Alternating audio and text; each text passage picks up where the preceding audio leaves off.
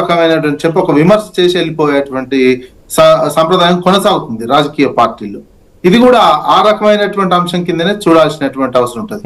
మనం దేశవ్యాప్తంగా చూసినా, రాష్ట్రంలో చూసినా సస్పెండ్ చేసినటువంటిది పార్టీలకు వెళ్ళి పంపించినటువంటి నేపథ్యంలో ఆ రకమైన ఉంటుంది. జనరల్ గా చూసినట్లయితే ఒక నిజంగానే పొలిటికల్ గా లీడ్ చేయాలి, నెక్స్ట్ పొలిటికల్ గా నేను పార్టీ పెట్టుకుని ఇవన్నీ ఉంటే అంశాల మీద టార్గెట్ చేస్తారు. ఈ విషయం ఉందనుకోండి, మీ ఎజెండా ఏంటి, పబ్లిక్ ఎజెండా ముఖ్యం ఉంటది రాజకీయ పార్టీ నాయకులకు, కానీ ఇక్కడ వ్యక్తిగతమైనటువంటి ఎజెండా కనిపిస్తున్నది, వ్యక్తులకు సంబంధించినటువంటి అంశం కనిపిస్తున్నది.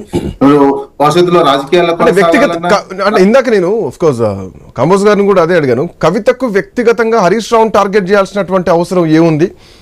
హరీష్ రావు కుట్రలు చేస్తే అంటే అప్పుడెప్పుడు 2009లో కేటీఆర్ ఓడించడానికి కూడా 60 లక్షల రూపాయలు పంపించారు అంటే ఇప్పటివరకు కేటీఆర్ తెలియకుండా ఉంటుందా? అన్నా జాగ్రత్త, నాన్న జాగ్రత్త అని చెప్పేసి పార్టీలోంచి బయటకు వచ్చిన తర్వాత జాగ్రత్తలు చెప్పాల్సినటువంటి అవసరం ఏముంది? సో కవిత అంత హరీష్ రావు చేయాలనుకుంటే ఎప్పుడో కొత్త కుంపటి పెట్టేవారు. సో ఎప్పటికైనా అధికారంలోకి వస్తారు, ఎప్పటికైనా ముఖ్యమంత్రి అయ్యేటువంటి అవకాశాలని ఎందుకు కవిత టార్గెట్ చేయాల్సినటువంటి అవసరం ఏముందనేది ఒక నర్మగర్భమైనటువంటి ప్రశ్న కనిపిస్తుంది ఇక్కడ. టార్గెట్ మీన్స్ ఇక్కడ ఏంటంటే పార్టీని సస్పెండ్ చేశారు, ఏం చెప్పిపోవాలి? పార్టీలకు వెళ్ళిపోయేటప్పుడు ఎందుకు సస్పెండ్ చేశారు ఏంటి అంటే ఎవరైనా ఏం చెప్తారు? సో జనరల్ గా నేను పార్టీ సిద్ధాంతం నచ్చలేదు, పార్టీ విధానాలు నచ్చలేదు, ఇవి చెప్పిపోతారు. ఏది పబ్లిక్ ఇష్యూస్ ఉంటాయి, పబ్లిక్ ఇష్యూస్ ఏం ఎత్తుకోవాలి అనేది తెలుస్తలేదేమో, ఎజెండా ఒకటి లేకపోయి ఉంటది. అందుకని వ్యక్తులకు సంబంధించి పార్టీల వ్యక్తిగత వ్యక్తులకు సంబంధించినటువంటి అంశం మీద రెండు మాటలు మాట్లాడిపోతే, ఎందుకంటే ఫ్యామిలీ మెంబర్ కాబట్టి కొన్ని విషయాలు చెప్తే మీడియా అటెన్షన్ ఉంటుంది ఎక్కడైనా, సహసిద్ధమైనటువంటి రాజకీయంగా. కాకపోతే మీరు ఎజెండా ఉన్నట్లయితే ఒక ఏ ఎజెండా తీసుకుంటారు, నెక్స్ట్ ఎజెండా బీసీ ఎజెండా అంటున్నారు, బీసీ ఎజెండా తీసుకుంటారా, ఇంకా యూరియాకు సంబంధించినటువంటి రైతులకు సంబంధించిన ప్రజల ఇష్యూస్ కనిపించటం లేదు. ఈ సస్పెన్షన్ ఓన్లీ వ్యక్తిగతమైనటువంటి అంశాలకే పరిమితమైనటువంటిది ఉన్నది కాబట్టి అది రాజకీయ పరమైనటువంటి నిర్ణయంగా భవిష్యత్తు రాజకీయం ఎట్లుంటది అనేది తెలియట్లేదు. అంటే వ్యక్తుల మీద టార్గెట్ చేసి, అది కూడా ప్రాంతీయ అస్తిత్వం ఉన్నటువంటి పార్టీ కాబట్టి వ్యక్తులు కుటుంబానికి సంబంధించినటువంటి వాళ్ళ మీద చేస్తే ఒక అట్రాక్షన్ ఉంటది, మీడియాలో చర్చ జరుగుతుంది, పబ్లిక్ కూడా వింటరు అనే ఒక కాన్సెప్ట్ తీసుకున్నట్టు కనిపిస్తుంది తప్ప ఇది కూడా ఎక్కువ రోజులు ఉండదు. ఇట్లాంటి అంశాలు కూడా వ్యక్తులకు సంబంధించినటువంటి అంశాలు 1 రోజు 2 రోజులు మాక్సిమం 10-15 రోజులు చర్చలోకి ఉంటది. కానీ అల్టిమేట్ గా రాజకీయ ఎజెండా, రాజకీయ సమస్యలు, ప్రజల సమస్యలు ఒక విధానపరమైనటువంటి ప్రకటనలే ప్రధానంగా వెలుగులోకి వస్తాయి. అదే నిలబెట్టే అవకాశం ఉంటుంది. అది లేనప్పుడు 10-15 రోజులు చర్చలు రకరకాల వ్యక్తుల మీద సంబంధించినటువంటి, అంటే ఎన్ని రోజులు చర్చిస్తారు?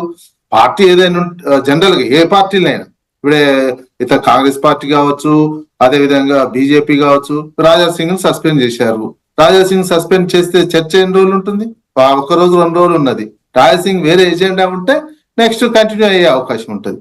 ఇది ఆ రకమైనటువంటి అంశం కిందనే చూసుకోవాల్సినటువంటిది రాజకీయ పార్టీలు. అటువంటిది ఏదైనా పెద్ద ఎజెండా ఉంటే పార్టీ పెట్టి పెద్ద ఎజెండా, ఆ గతంలో మనం కేసీఆర్ పెట్టినటువంటి టీడీపీ నుంచి వస్తున్నటువంటి సందర్భంలో కేసీఆర్ తీసుకున్న ఎజెండా తెలంగాణ అంశం ఒక ప్రధానమైనటువంటి ఎజెండాగా తీసుకొని అప్పుడు వ్యక్తి మీద విమర్శ చేయడమో, వ్యక్తిగత అంశాలు చెప్పడమో, కేసీఆర్ చంద్రబాబు మీద వ్యక్తిగత అంశాల నుంచి కాళేశ్వరం ప్రాజెక్టు విషయంలో అవినీతి జరిగింది, 1,00,000 కోట్ల రూపాయల అవినీతి జరిగింది, కుటుంబం మొత్తం దోచుక తిన్నారని చాలా రోజుల నుంచి రేవంత్ రెడ్డి మాట్లాడుతున్నారు, రాజకీయ విమర్శలు చేస్తున్నారు, అమిత్ షా మాట్లాడుతున్నారు. ఈ మాటలు రేవంత్ రెడ్డి మాట్లాడితే వేరు, లేదంటే అమిత్ షా మోడీ మాట్లాడితే వేరు. ఒక కుటుంబ సభ్యురాలు, ఆ కారుకు 4 టైర్లలో ఈమె కూడా వన్ ఆఫ్ ది టైర్ అనే చెప్పాలి. సో అట్లాంటి కవిత బయటకు వచ్చి మాట్లాడితే కేసీఆర్ను కేటీఆర్ను వెనకేసుకొచ్చుకుంటూ హరీష్ రావును టార్గెట్ చేసేది పార్టీకి నష్టం కదా.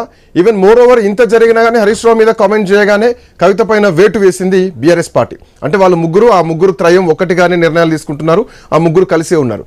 కవిత ఆరోపణలు చేసినంత మాత్రాన పరిస్థితుల్లో మార్పులు వస్తాయా? అదే కదా, పార్టీ నుంచి వెళ్ళిపోయే వాళ్ళు ఒక టైర్ గా ఉన్నా ఇంకేదున్నా నేను పోయేటప్పుడు కొంత పార్టీని డ్యామేజ్ చేయాలి అనేది కాన్సెప్ట్ ఉంటుంది ఎవరికైనా. ఒక వ్యక్తిగతమైనటువంటి లక్ష్యం ఉంటే, పార్టీ ప్రజల ఇష్యూ, ప్రజల ఎజెండా ఉంటేనే అది ఉండదు. ఇప్పుడు నేను నా వల్ల పార్టీ ఇంత నష్టం జరిగిందని వాళ్ళు పోవడం, నేను నా ఇంపార్టెన్స్ ఇంత ఉందని చెప్పుకునే అవకాశం అదే చేస్తారు కదా.